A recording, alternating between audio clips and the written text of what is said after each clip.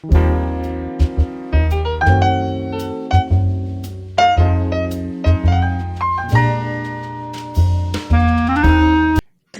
afternoon, everybody. According to the official timekeeping system of the United States of America, my Verizon cell phone, it's exactly almost 1 o'clock in the afternoon on February 25th. Is it 25th? Okay. 26th. 26th? Yep. Oh, February 26th of 2024. I guess I should check the calendar before we start today's webinar.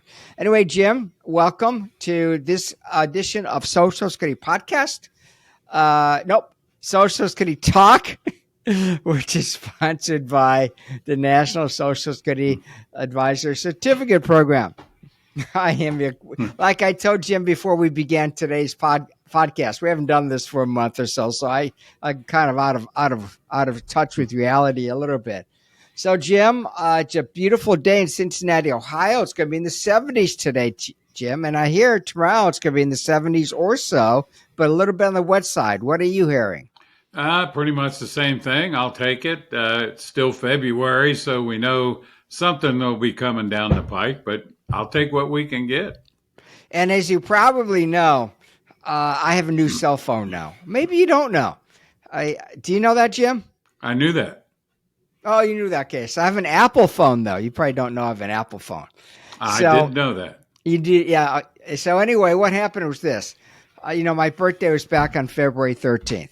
Turned 68 years of age. And so the last happy birthday message I received, Jim, was at maybe 9 or 10 o'clock in the morning. I didn't receive anything after that, and I received nothing after that for the next 3 to 4 days. And so it just dawned on me after talking with Jeremy and Aaron that maybe I'm not getting any text messages. And that was the case. I didn't get any text messages from about noon on my birthday. So important people to me were sending me happy birthday messages. I didn't know it. I still don't know if they did or not. But Jim, I got yours. Thank you so much. I got Aaron's. Thank you so much, Aaron. But my brother and sister, my sister lives in Solon, Ohio. My brother lives in Columbus, Ohio. I have no clue if they remembered my birthday or not on February 13th. So anyway, Verizon told me that there was some type of outage. This is what they're saying. There's some type of outage on my birthday, and it affected my receipt of text messages.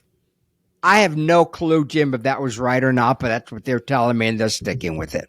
Yeah, all right. Well, I switched over to Spectrum, so I don't have, although they're on the Verizon network, so I didn't have any issues, but hey. Okay. Well, AT&T had issues, and they're giving a credit to the AT&T customers for $5. Can you imagine $5 and being out of communication for a long time? Anyway, what's everybody folks, going to do with that $5? Wow. I don't know. Buy one cup of coffee at Starbucks, I guess. So anyway, everyone, thanks for joining us today. This is Social Security Talk Podcast. Marc Kiner here in the gray, Jim Blair in the bright orange. We talk about Social Security related matters. We offer the National Social Security Advisor Certificate training. We offer a class 3 ways: live in person, live webinar, and tape on demand videos. To learn more about what we offer, you go to our website, which is premiernssa.com. That's Premier Nancy Sam Apple.com. Send me an email, mkiner, Kiner, at mypremierplan.com, or just give me a direct call. My direct phone number is 513-218-8505. And if somebody like Putin answers the phone, just tell them you're looking for me. Anyway, Jim. So anyway, Jim, let's talk about the support that we offer, Jim. Well, we do offer what we call the gold standard of support. And folks who take our class have access to us. Certainly in the class, we tell people that there's all kinds of information about Social Security out there. Of course, with the internet, you have access to the actual laws and regulations. If you like reading lawyer talk, feel free. Go ahead and look it up and read it. You'll be as confused as ever. Even the people at Social Security don't use that except when they have to. They use what's called POMS. POMS stands for the Program Operation Manual System, and it's the interpretation of the laws and the regulations. That too, for the most part, almost everything is available to the general public, and you can look up information just about everything. You can get all the BIM points, all the indexing factors, all the rules for retirement benefits, survivor benefits, spouse, kids, everything is in there if you're so interested. But people that take our course also have access to Marc and me, and we receive emails and phone calls all the time, and we answer questions that folks have. And a lot of times, even though those other resources are out there, there's also something called the Social Security Handbook. It's written in as plain of English as they can get it, but it can still be pretty confusing. So a lot of times people will just contact us, and our advisors do that, and that's part of our service. And we like doing that because we want to make sure folks are informed. Also included in the support that we offer are Social Security update webinars. We have one coming up, I think, on Thursday of this week. Also, Social Security open forums. And the purpose of the open forum is for the advisors, like you folks, if you're an advisor, to control the content. You ask us questions. Not really. You don't really ask us questions. You ask Jim questions. 95% of the questions we get on the open forums, Jim answers. Am I right, Jim? Yeah, pretty much. There's some real interesting questions that come up on those open forums. And what folks seem to like about that, even if they don't have a question, they'll go ahead and log in and listen to what other people have to say, because the odds are if you have a question, I bet somebody else does too. And oftentimes they may ask a question that you weren't even thinking about, and you want to hear the answer to it. So that seems to be real popular with our advisors. That's one of the things that we offer through our certificate program. I don't know if anybody else does or not, but it's something we've been doing for quite some time now. And it seems to be a real popular service that we offer. We do it about every 2 weeks, although I don't see any on the horizon. We need to get some scheduled, but I'll get that done this week. Yeah, it is a popular feature that we do offer. Okay, great. Jim, let's talk about there's been a change that I think SSA made relating to the do-over and the time of period you have to repay your benefits. Let's talk about that first. Yeah, originally they wanted you to pay, if you did the do-over, which is basically withdrawing your application, you tell Social Security, yes, I filed, I've been receiving benefits, but I've changed my mind. I want to stop receiving benefits and withdraw my application. And you have a year to do that. That's still the same. 12 months from the date of your initial entitlement. That's the month that your benefits began. You have 12 months from then to actually withdraw. Well, any benefits that you received, if you file a withdrawal, you have to pay back. That includes also any money withheld for Medicare or taxes. And used to, they wanted that back all in one check. They had a nice payment plan. You mail us a check, we'll cash it. But they've stretched that out now because it can be a considerable amount of money depending on what you receive each month and how many months you received it. So you can set up a payment plan. Now, what they won't do is officially withdraw your application until they get all the money paid back that they said you have to pay them back.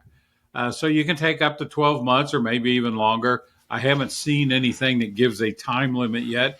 There may be one out there, but I haven't found it. And so once you've paid it all back, then you've withdrawn the application, and it's like you never applied. And next time you get ready to file, you're just basically starting all over again. So it is good because, let's face it, if you get $2,000 a month and you've collected for 10 months, that's $20,000. It could be a little painful to write out a check for $20,000. So maybe you want to do that in monthly installments and get that paid off. And then once it's paid off, it's your application is withdrawn. If for whatever reason you don't pay them back, you pay 6 months worth and then you quit, well, what they'll do is reinstate your application, give you all the money back you paid them, and your application would just run as normal, or your benefits. So they do give you a nice payment plan now to repay those monies when you want to withdraw. So, Jim, you have basically a year to file the form SSA 521. Once you file that form, that's the withdrawal do-over form. You file that form and with the SSA, and then they'll take 30 to 60 days to tell you how much you need to repay. Is that kind of what it is? That's the normal time frame. It kind of depends on who's processing it, because the Social Security Administration, just like everybody else, is having staffing issues. And some offices are fully staffed, some are not. And you may find an office where things are done very timely because they have the people there working. And other offices are just running way behind because they don't have the staffing there. And even when they do hire people, it takes a good while for them to become proficient in their job. So I do ask on behalf of Social Security, even though they didn't ask me to say this, give them a little patience and be a little kind to those folks. I will say, based on my experience at the Social Security Administration, that 99% of the people that work there are trying their hardest. They really want to do a good job, but you can only do so much in an 8-hour period. So, and it's a 30 tough to job, 60 days. Jim. Yeah. Oh, it can be a tough job. Yeah, you're working with so many people in terms of the public, Jim. Sorry, folks, my phone going off. Sorry. And so, yeah, it's really, really, really difficult job. There's no doubt about it. Well, and Jim, it may be that you're talking to people that are in the best, real happy part of their life. Hey, I'm retiring. I'm happy about it. I'm starting to receive my benefits. You're also talking to people who've become disabled. They want to work, but they're no longer able to work. You're talking to people that have lost family members, and they're dealing with the loss of a spouse or a father or a mother. And so they can be at pretty low points in their lives. And nobody's ever happy when they get an overpayment notice from the Social Security Administration. So, yeah, you're dealing with people from all over the income spectrum and all over the happy to very sad spectrum. So it can be a difficult job. Jim, let's talk a bit about that restricted application. Is it still available?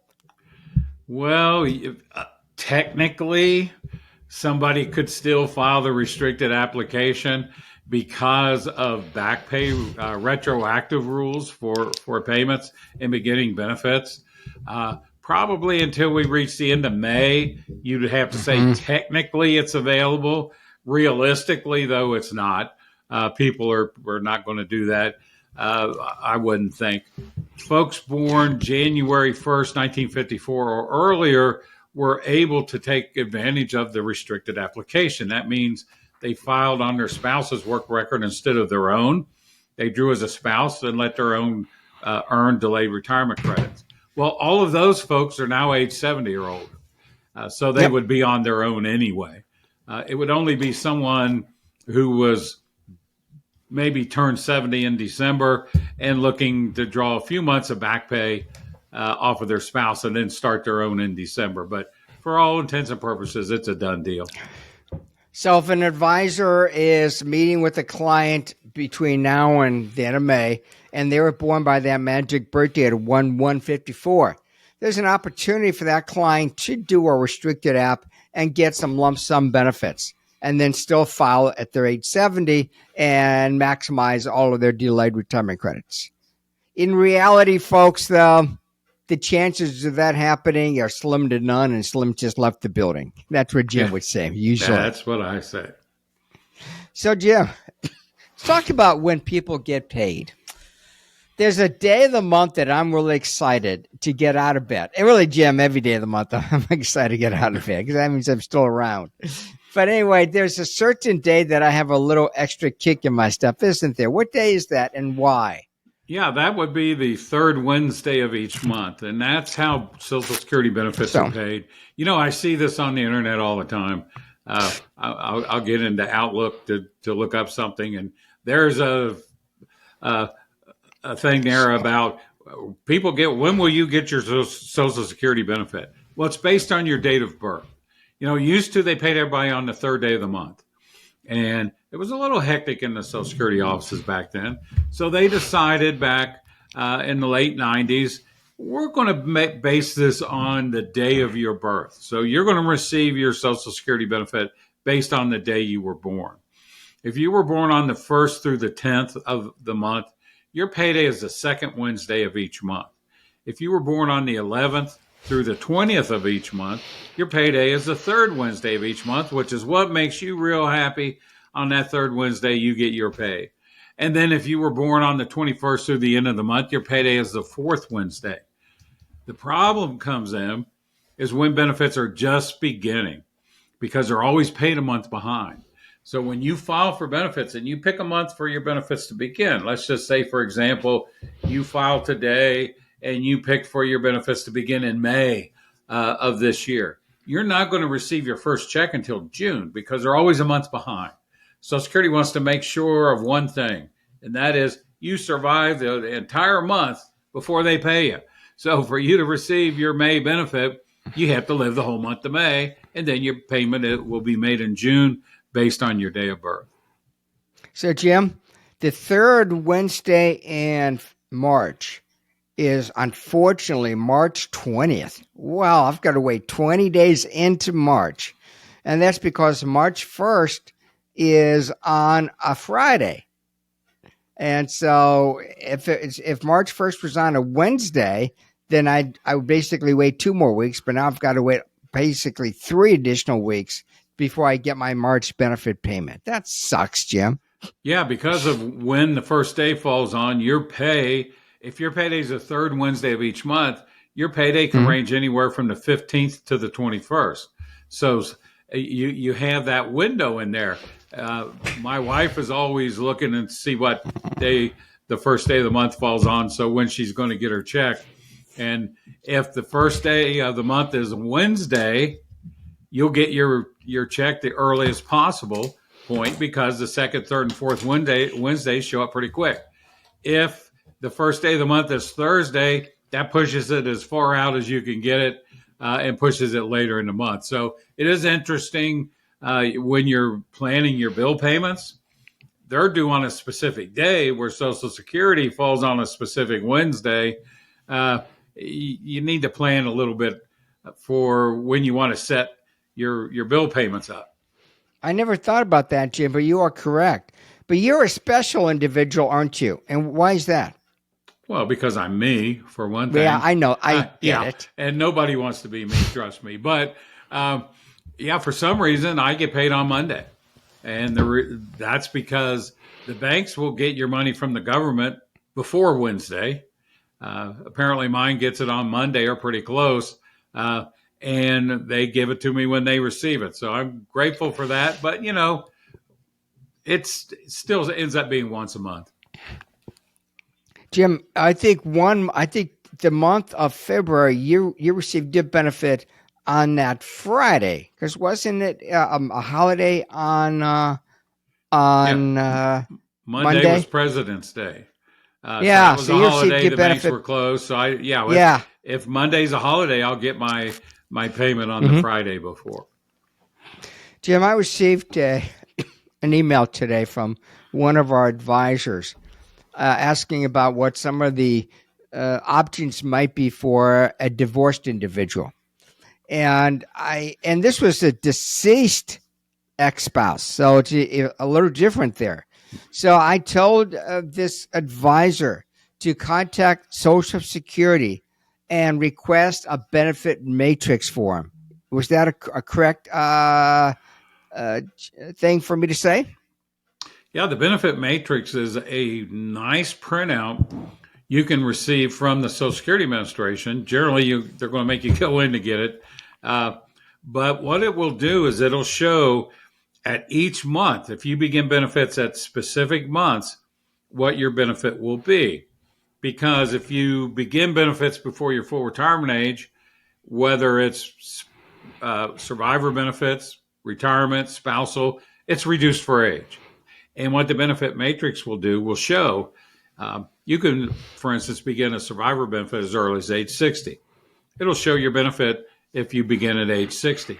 Well, what if you begin at 60 in 1 month or 60 in 2 months, 3 months, 4 months? And it will show you those dollar amounts. So if someone is trying to decide, do I want to take my benefits now versus a year from now or a year and a half from now? What's the difference in my benefit payment? And how long then will it make me to make the money up by giving up benefits for those, say, 18 months or however long you're going to wait? So the benefit matrix is real nice, and it will compare on the same sheet. It'll compare someone's retirement benefits, same way, 62 in 1 month, 2 months, 3 months, all the way up to age 70, and survivor benefits starting at age 60, all the way up to their full retirement age. And you can look at the different benefit amounts and figure out what you want to file for now, what you might want to file for later. Because with survivor benefits, deemed filing does not apply, which means you can say take a lower benefit in the beginning to get a higher benefit later.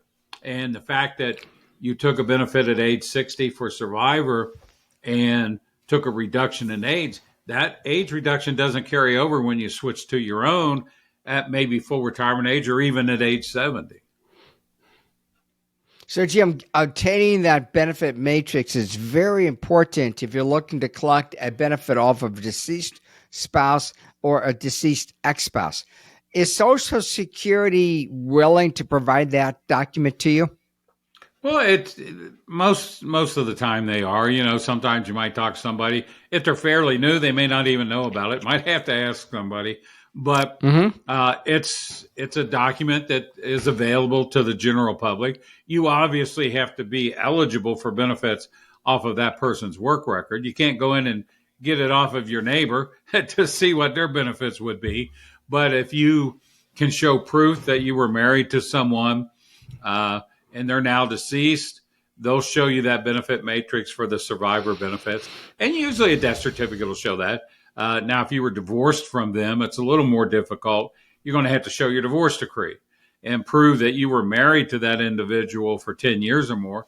But even in that situation, they'll give you that information because what they're showing you is not what the person on whose record you're filing against would be eligible for, assuming they're still alive, but what you are eligible for. And you're always, Social Security always has to tell you what your benefits will be. And Jim, that does bring up a final point that I just want to address. Sometimes somebody will go down to Social Security, apply for benefits, not necessarily off sometimes off their own work record, but maybe off of a spousal work record or another benefit. And sometimes they're told by the representatives at SSA that they're not eligible for any of those other benefits or any benefits at all. And we know that sometimes you don't get the best information or guidance from SSA.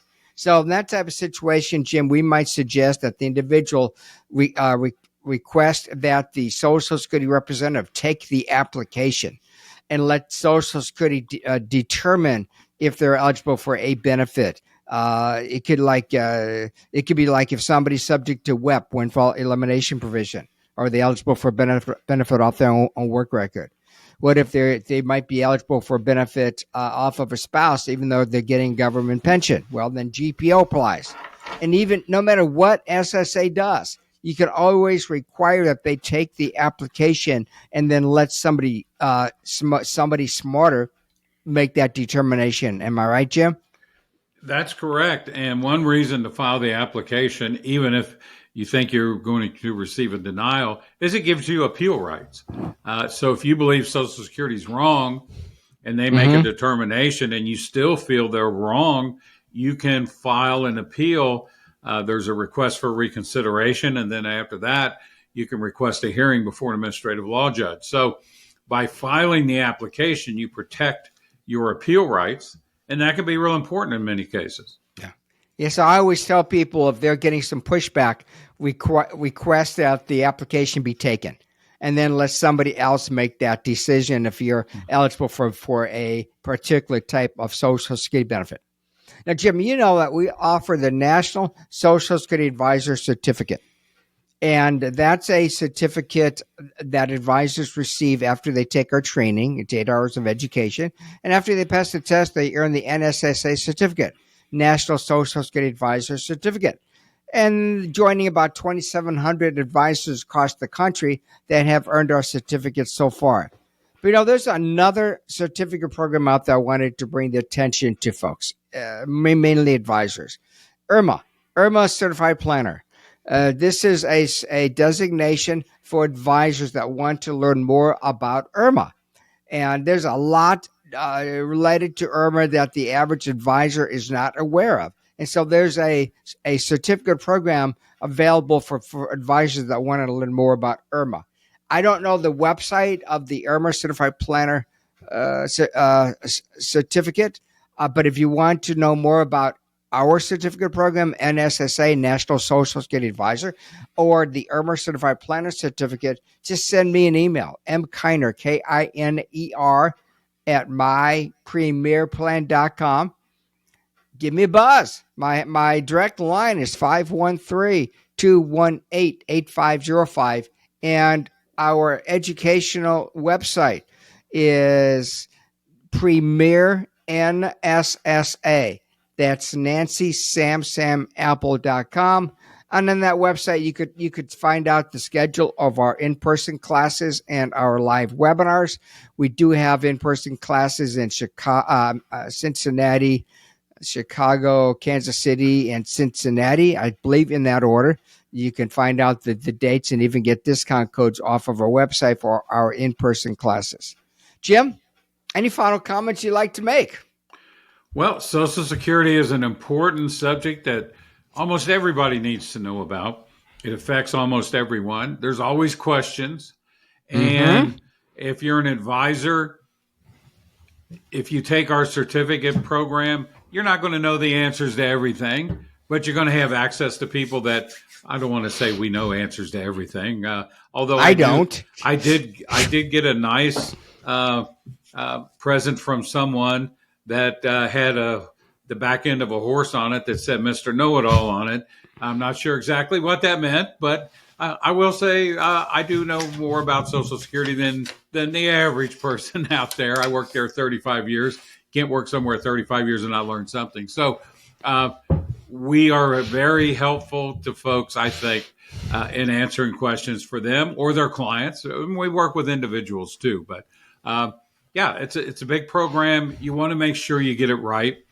It's they call it an entitlement. I call it an entitlement only from the perspective it's your money. You paid into it. You're entitled to receive, and you're entitled to receive the most amount of money that you can. So make sure you do your homework before you file for those benefits. Thank you, Jim. Thank you, everybody, for listening to this episode of Social Security Talk, our famous podcast. Till next time. Bye, everybody. Bye.